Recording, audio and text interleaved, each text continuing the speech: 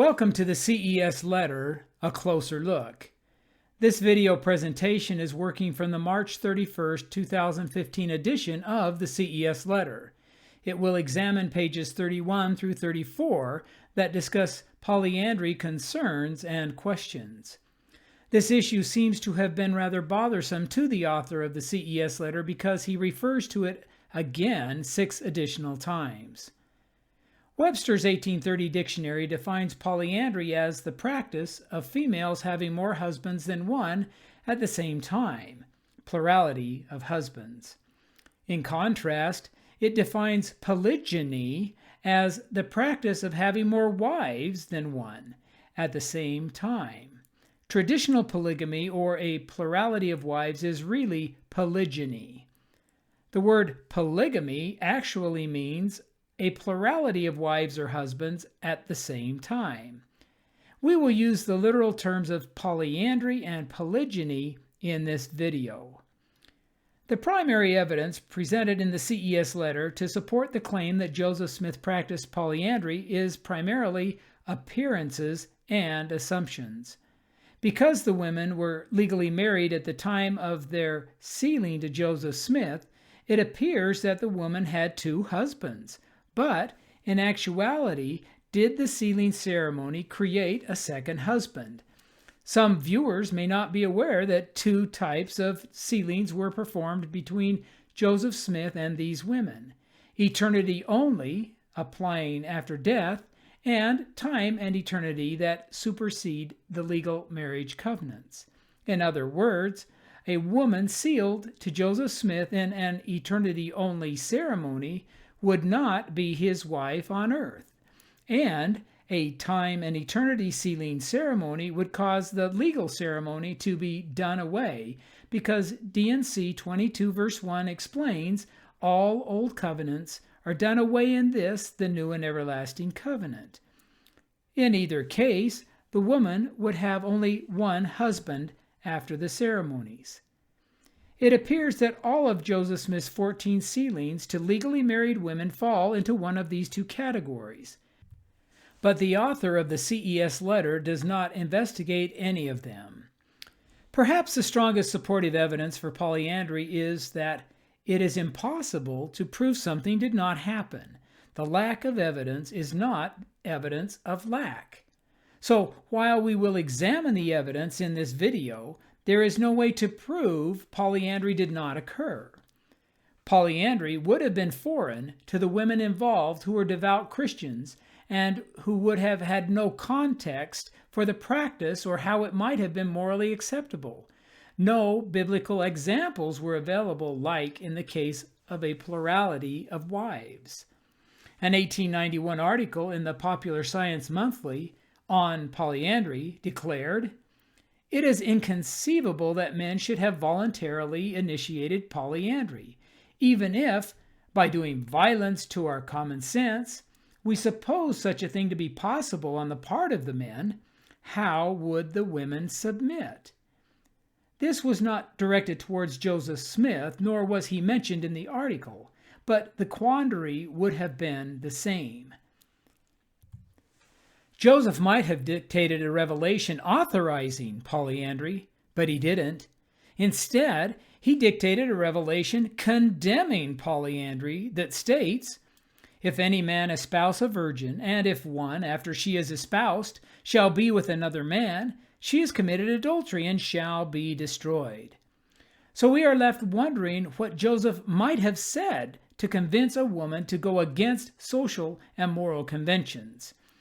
On page 31, the CES Letter speaks of threats that Joseph was going to be slain by an angel with a drawn sword if the girls didn't marry him.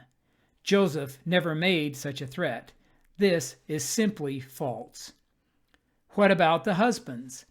Little is known about most of the men's awareness of the sealings when they occurred, except none of them left a complaint against Joseph Smith. It appears that Albert Smith did not know about the sealing. Joseph C. Kingsbury was supportive of both ceremonies. He wrote, "On the 16th day of October, Caroline, my wife, died. How thankful I feel, thinking I shall see and meet her again, to enjoy each other's society forever, to part no more, and also my little sons. And on the 29th of April, 1843, I, according to President Joseph Smith's counsel and others, agreed to stand by Sarah Ann Whitney as supposed to be her husband, and had a pretended marriage for the purpose of bringing about the purposes of God. The obvious question is why a woman would be eternally sealed to Joseph Smith instead of her legal husband. Several of the men were not active Latter-day Saints, so the women could not be sealed to them. For church members, Lucy Walker recalled Joseph's teaching. A woman would have her choice. This was a privilege that could not be denied her. The relationship between Edward Sayers, a non-Mormon, and his civil wife Ruth Vos Sayers, and the prophet is a good example. Edward became friends with Joseph when he hid at their home from Missouri lawmen in 1842. Historian Andrew Jensen recorded, "While there, the strongest affection sprang up between the prophet Joseph and Mr. Sayers. The latter, not attaching much importance to the theory of a future life, insisted that his wife Ruth should be sealed to the prophet for eternity, as he himself should only claim her in this life." How many of Joseph's other sealed wives sought him out is unknown, but those legally married to non-members are likely candidates. On page 31, the CES letter complains about Apostle Orson Hyde, who was sent on his mission to dedicate Israel when Joseph secretly married his wife Miranda Hyde. The chronology shows that Orson left for Palestine in April 1840. An entry on a single page in Joseph's journal in the handwriting of Thomas Bullock states, April 42, Miranda Johnson to Joseph Smith. However, the author of the CES letter does not inform his readers that a second date was attested to by Miranda herself. That is, May of 1843, months after Orson's return. Usually affidavits signed and notarized are considered reliable. Orson Hyde remained true to Joseph and the church throughout his remaining life. Of the 14 men, 10 were not on missions. Only Orson Hyde is documented as being on a mission. 3 of the marriages are undated, so it is impossible to know in their cases. While it is impossible to prove something did not happen, is it reasonable to expect evidence of polyandry if it occurred secretly? Polygyny and polyandry are similar because they deal with plurality in marriage. Arguably, polyandry is more controversial. The CES letter argues that both were practiced in Nauvoo. What does the evidence support? These are individuals who left references to Nauvoo polygyny. Here are individuals who left references to Nauvoo polyandry. An important question is if Joseph Smith practiced polyandry, was it in accordance with his teachings or in contradiction to them? If Joseph Smith practiced polyandry in accordance with his teachings, then where are those teachings, or even a single reference to any of them? Brigham Young taught in 1852 that polyandry is not known to the law. 5 years later, Apostle Orson Pratt taught, God has strictly forbidden in his Bible plurality of husbands and proclaimed against it in his law. When Nauvoo polygamist Belinda Pratt wrote an article, Defense of Polygamy by a Lady of Utah, that was published in the church's Millennial Star, she was asked, why not a plurality of husbands as well as a plurality of wives? She responded, God has never commanded or sanctioned a plurality of husbands. Similarly, Bathsheba Smith, who became president of the Relief Society in Utah, was asked, would it be a violation of the laws of the church for one woman to have 2 husbands living at the same time? She answered, I think it would. Clearly, there are no known teachings from Nauvoo, from any leader or member, suggesting that polyandry could ever have been an acceptable practice.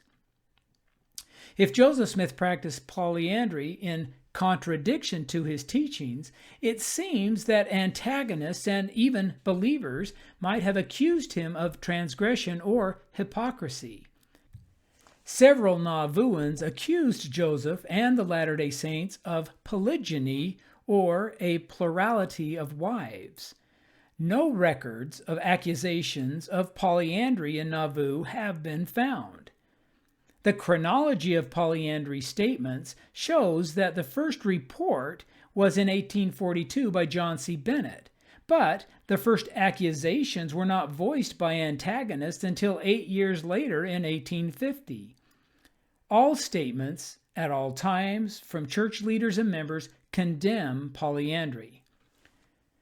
The later claims of polyandry were not made by Nauvoo polygamists or polygamy insiders who remembered polyandry. They were accusations from distant observers, most of whom were anti-Mormons. Many of the statements are ambiguous. If we compare the evidences supporting polygyny to those supporting polyandry, what do we find?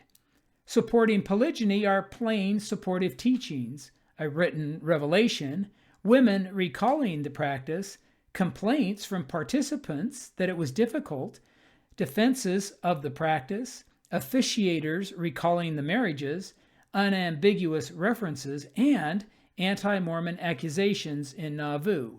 None of these exist for polyandry. The sequence of Joseph's plural sealings is curious if polyandry was included. After Joseph Smith's first plural sealing in Nauvoo to the previously unmarried Louisa Beeman, Joseph preferentially sought sealings to legally married women. Then, in 1842, his approach changed, and he was thereafter sealed almost exclusively to women who were unmarried. It seems that introducing Old Testament polygyny would have been easier than polyandry, which is condemned in the Bible. See Romans 7, 2 and 3. But if the sealings were non-sexual for eternity only, then starting with those makes sense. The author of the CES letter asserts that Joseph practiced genuine polyandry. However, Joseph Smith did not explicate or defend it. No polyandrous wives personally reported it, defended it, or complained. No polyandrous husbands reported it, defended it, or complained. None of the officiators or witnesses reported it, defended it, or complained. Anti-Mormons did not complain until 1850, 9 years after it reportedly began. The appearance of two marriage ceremonies is not evidence of polyandry, and it does not justify the assumption that thereafter the woman had two husbands. For more information regarding Joseph Smith and plural marriage, visit josephsmithspolygamy.org.